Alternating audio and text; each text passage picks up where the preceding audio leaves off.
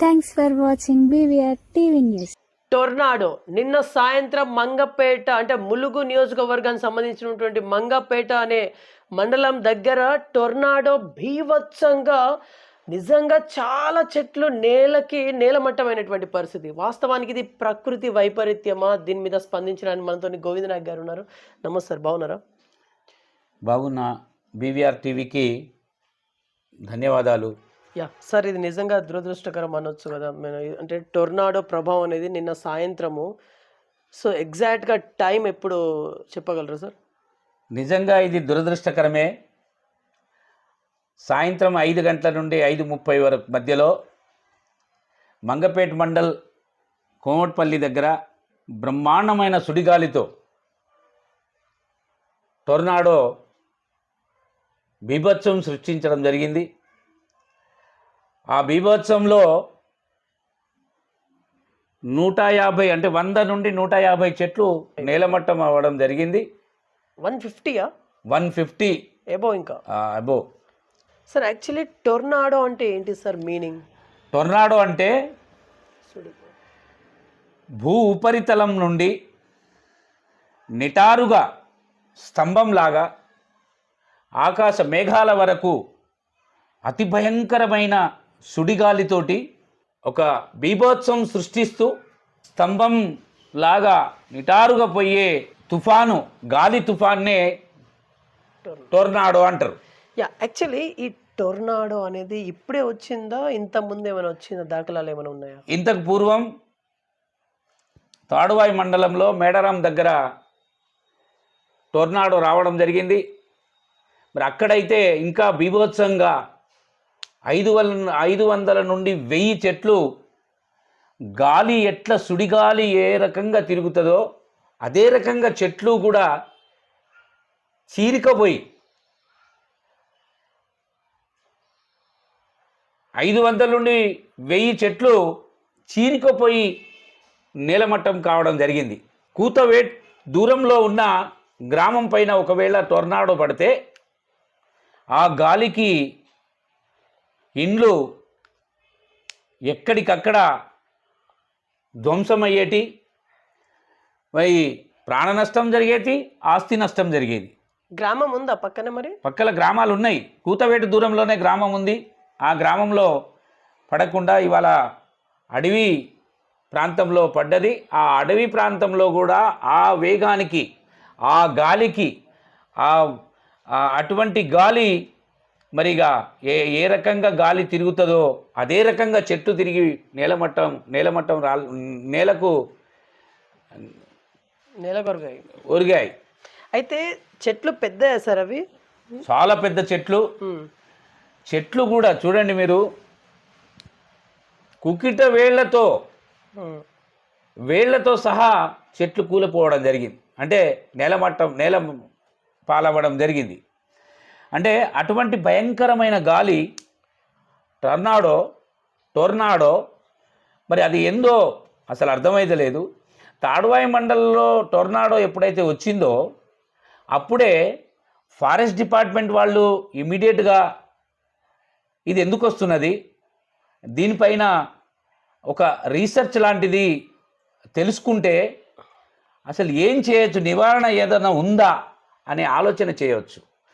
ఇవాళ అది తెలుసుకోకుండా మళ్ళీ మంగపేట మండలంలో కూడా రావడం జరిగింది. రేపు ఇంకా ఎక్కడైనా రావడానికి ఆస్కారం ఉంది. అసలు ఏంది ఈ గాలి ఇంత ప్రభావితం చేయడం, చెట్లు కూడా కూలిపోవడం, చెట్లు కూడా నేలమట్టం కావడం, అంత వేగమైన గాలి అది ఎందుకు వస్తున్నది అనేది ఏమీ తెలుస్తలేదు. అదే రకంగా ఇవాళ ఏటునాగరంలో ఉన్న మా జిల్లా పార్టీ అధ్యక్షుడు హుటాహుటిన టొర్నాడో వచ్చిన ప్రాంతానికి వెళ్ళి అక్కడ BRS పార్టీ వాళ్ళతోటి ఒక బృందాన్ని తీసుకుపోయి ఇవాళ ప్రతి చెట్టును పరిశీలించడం జరిగింది. ఆ చెట్లను పరిశీలిస్తే వాస్తవంగా ఈ గాలితోటి ఈ చెట్లు నేలమట్టం కావడం ఆశ్చర్యకరమైన విషయం. జిల్లా పార్టీ అధ్యక్షుడు కూడా మరి చాలా దుఃఖం తోటి ఇవాళ ఇదే ఒకవేళ గ్రామం పైన వస్తే ఇవాళ గ్రామ పరిస్థితులు ఏంటి, యా గ్రామంలో ఉన్న ప్రజల యొక్క పరిస్థితి ఏంది, ఎంత నష్టం జరుగు అనే బాధలో జిల్లా పార్టీ అధ్యక్షుడు కాకులమల్లి లక్ష్మణరావు గారు హుటాహుటిన వెళ్ళి అక్కడ పరిశీలన చేయడం జరిగింది. నేను ఒకటే కోరుకుంటున్నా, యా అటవీ ప్రాంతంలో ఉన్న ఈ గాలుల రెండోసారి వచ్చింది కాబట్టి రాష్ట్ర ప్రభుత్వంలో ఉన్న ఫారెస్ట్ డిపార్ట్మెంట్ వాళ్ళు మంచి మేధావులను పంపించి అసలు ఈ టొర్నాడో ఈ గాలి బీభత్సమైన గాలి ఎందుకు వస్తున్నది, సుడిగాలి, మరి దీని మీద కొంత రీసెర్చ్ చేయవలసిన అవసరం అయితే ఉంది.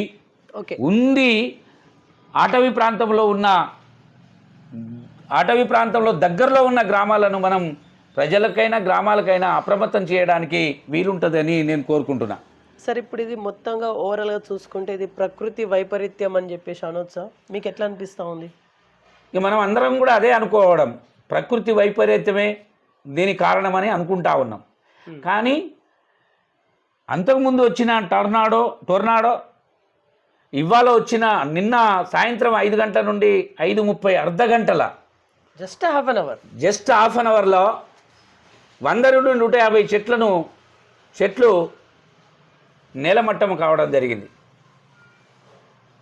ఇవాళ ఒకవేళ అదే అటవీ ప్రాంతంలో దగ్గరలో ఉన్న విలేజ్ పైన అంటే గ్రామం పైన ఈ టొర్నాడో వస్తే పరిస్థితి ఏంది అనేది సార్ ఇక్కడ అడుగుతున్నా. ఇప్పుడు వర్షాలు పడుతున్నాయి కాబట్టి ఆ రకంగా చెట్లు పడిపోయినాయని చెప్పేసి అనొచ్చా, లేకపోతే మనం ఇప్పటి వరకు ఎప్పుడు కూడా ఈ టొర్నాడో లాంటి గాలి బీభత్సమైన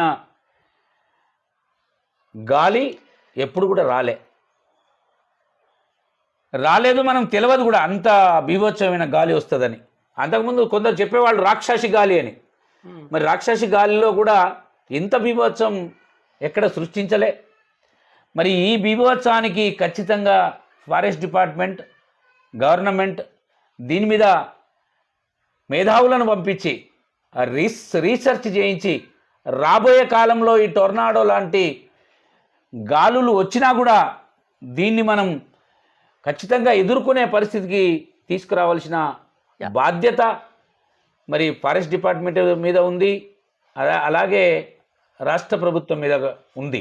ఎందుకు రాష్ట్ర ప్రభుత్వం ఫారెస్ట్ డిపార్ట్మెంట్ అని చెప్తున్నా అంటే గ్రామ స్థాయిలో రాకుండా ఇప్పుడు 2 సార్లు కూడా ఫారెస్ట్ డిపార్ట్మెంట్ దిక్కే వచ్చినాయి. ఒకసారి తాడువాయి మండల్లో, ఒకసారి మంగపేట మండల్లో. నిన్న వచ్చింది మంగపేట మండల్లో. మంగపేట మండల్లో వచ్చినప్పుడు ఇంకా రాను ఈ టొర్నాడో రావడానికి ఆస్కారం అయితే ఉంది. దాని గురించి క్షుణ్ణంగా తెలుసుకోవాల్సిన అవసరం అయితే ఉంది అని తెలియపరచుకుంటున్నా. సార్ రాక్షస గాలి అన్నారు మీరు, ఒక వర్డ్ తీసిల్లు. ఇప్పుడు దీన్ని రాక్షస గాలి అనొచ్చా మరి? అంటే మన తాతతండ్రుల కాలంలో వాళ్ళకు ఈ పదాలు తెలివయి, ఈ పదాలు తెలియక రాక్షసి గాలి అనేది. ఓహో, అంటే ఇప్పుడు వచ్చింది రాక్షస గాలి. ఇప్పుడు వచ్చిందేమో టొర్నాడో అంటున్నారు. సుడిగాలి అంటే ఇప్పుడు సుడిగాలి టొర్నాడో అంటున్నారు కదా. టొర్నాడో అర్థం కూడా నేను చెప్పిన. భూ ఉపరితలం పైనుండి అతివేగంగా సుడి తిరుగుతూ గాలి పోయేది, మేఘాల దాకా స్తంభంలాగా పోయే గాలినే టొర్నాడో అంటున్నారు. ఆ టొర్నాడో వస్తే ఏదైతే గాలి ఆ సుడిగాలి తిరుగుతుందో ఆ గాలిలాగానే చెట్లు నేలమట్టంకి రాలిపోతున్నాయి, నేలమట్టం అయిపోతున్నాయి. అదే రకమైన గాలిని మనం గ్రామ స్థాయిలో వస్తే పరిస్థితి ఏంది అనేది అంటే ఆ రకమైనటువంటి సుడిగాలి గ్రామాల వైపు రాదేమో, మేబీ అడవికే పరిమిత అవుతుందేమో. అంటే ఇప్పుడు 2వ సారి వచ్చిందన్నారు, 2 సార్లు కూడా అడవి మీదనే అటాక్ చేసింది టొర్నాడో. అందుకే నేను ఏమంటున్నా అంటే రాష్ట్ర ప్రభుత్వం ఫారెస్ట్ డిపార్ట్మెంట్కి మేధావులను పంపించి అసలు ఈ గాలి ఎందుకు వస్తున్నది, సరే ఇది ప్రకృతి వైపరీత్యమా లేకపోతే ఈ గాలి రావడానికి ఏమన్నా కారణాలు ఉన్నాయా, ఇక ముందు ఈ గాలి రాకుండా ఉండడానికి కూడా దీని పరిశోధన చేయవచ్చా అనే ఆలోచన చేసుకోవాల్సిన బాధ్యత ఉంది అని నేను అందుకే ప్రభుత్వం పైన ఫారెస్ట్ డిపార్ట్మెంట్ పైన చెప్తున్నాను, తెలుసుకోవాల్సిన బాధ్యత ఉంది అని. ఎందుకు అంటే తాడ్వాయి మండలంలో వచ్చినప్పుడు ఇంకా ఎక్కువ చెట్లు నేలమట్టమైనవి. దాదాపు 500 నుండి 1000 చెట్లు దాదాపు 2 సంవత్సరాలు కావస్తున్నారు. మరి ఆ మధ్యలోనే ఫారెస్ట్ డిపార్ట్మెంట్ వాళ్ళు ఖచ్చితంగా తెలుసుకోవాల్సిన అవసరం అయితే ఉండే. మరి ఎందుకో నిర్లక్ష్యం మళ్ళీ మంగపేట మండలంలో రావడం, ఇంకా రాను ఖచ్చితంగా ఈ టొర్నాడో వస్తుందేమో అనే, ఈ భయంకరమైన గాలి వస్తుందేమో అనే ఆలోచన ఉంటుంది. కాబట్టి ఇప్పటికైనా ఆ టొర్నాడో పైన తెలుసుకోవాల్సిన అవసరం అయితే ఉంది అని తెలియపరుచుకుంటున్నా. Yeah sir, last and finally మీరు ప్రజలకి మీరు ఏం చెప్పాలనుకుంటున్నారు? అంటే ఎలా అప్రమత్తంగా ఉండాలి? ఫర్ ఎగ్జాంపుల్ ఏమైనా వస్తే రాబోయే రోజుల్లో గాలి వాన వచ్చినప్పుడు, వాన వచ్చే ముందు గాలి వస్తుంది కాబట్టి అటవీ ప్రాంతం దగ్గరలో ఉన్న గ్రామాలన్నీ కూడా ఆ సమయంలో అప్రమత్తంగా ఉండి దూర ప్రాంతానికి వెళ్ళిపోవాల్సిన అవసరమైతే ఉంటుంది. అప్పటికప్పుడే మరి గ్రామాల్లో ఉన్న, ఇది రెండోసారి జరిగింది కాబట్టి మనమే గ్రామాల్లో ఉన్న ప్రజలం అప్రమత్తంగా ఉండి మరి ఈ సుడిగాలితోటి తప్పించుకోవాల్సిన అవసరమైతే ఉంది. గ్రామాలపైన ఎక్కడ కూడా పడలేదు, కానీ రాబోయే కాలంలో పడవచ్చు, చెప్పలేం.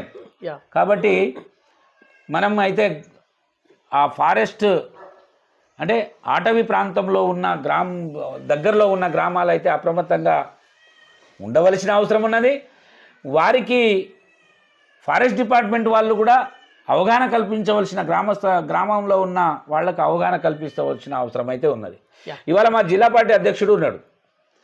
నిన్న సాయంత్రం 5 గంటలకే ఈ టొర్నాడో మంగపేట మండలంలో వస్తే హుటాహుటిన బీఆర్ఎస్ బృందంతో అక్కడ వెళ్ళి ప్రతి చెట్టును పరిశీలించి మరి అవన్నీ కూడా చూడడం జరిగింది. అది రాజకీయ లక్షణం.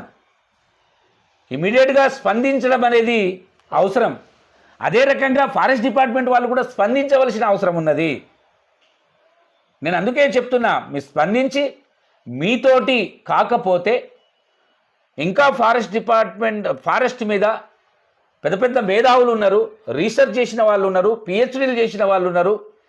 అసలు ఈ టొర్నాడో ఎందుకు వస్తున్నది, 2 సార్లు మన ఏటునాగరం ప్రాంతంలో, తాడ్వాయి ప్రాంతంలో ఎందుకు వచ్చింది అనే ఆలోచన చేయవలసిన అవసరం ఉన్నది. అక్కడ దగ్గర ఉన్న ప్రాంతంలో ఉన్న గ్రామ స్థాయిలను కూడా అప్రమత్తం చేయవలసిన బాధ్యత ఉంది అని తెలియపరుచుకుంటున్నాను. యా, సో ఇది ఇవాల్టి ఇన్ఫర్మేషన్. చూస్తున్నాను BVR TV news. Until then bye, take care.